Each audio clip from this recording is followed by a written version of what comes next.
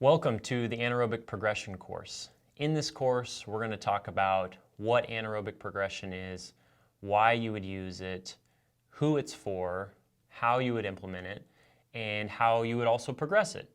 But before we get into that, we're going to want to talk about some definitions and create some clear context for the following videos. So one of the first things is at OPEX, we use the word pain interchangeably with anaerobic. So what does that mean? Well, anaerobic traditionally means without oxygen present. And that's simply referring to energy system training. So when the body's doing work, there's a lack of oxygen present when work is being done in that domain of time or effort.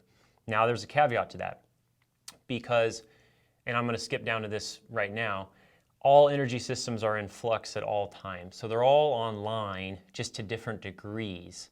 So oxygen is always present, lactate is always present, glycolysis, sugar is always present. So things are always there, but the degree to which the body is using that to drive energy varies depending on the task and the person.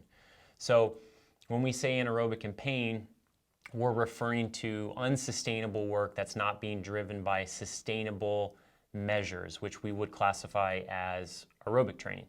So that is what we're getting at when we say anaerobic and pain.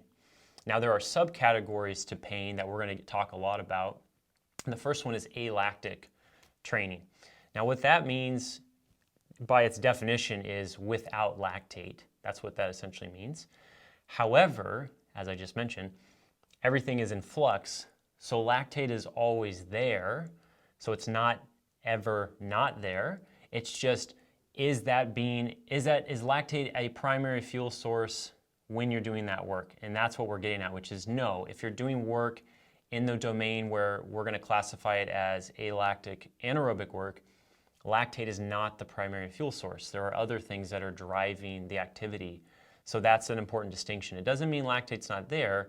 It just means that it's not the primary driver of the energy being used.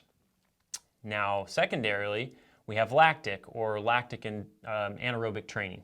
Now this does mean that lactate is high and being used as a fuel source. And so for a lot of the progressions and stuff we get into in this course, we're going to be focusing more on lactic and the usage of lactate as a fuel source for the work.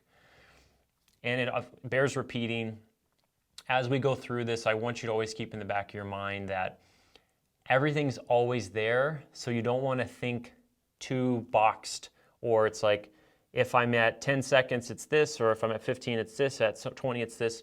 Everything's kind of moving, flowing like this. We just use time and reference points to create context around progression and how to effectively implement that for a client.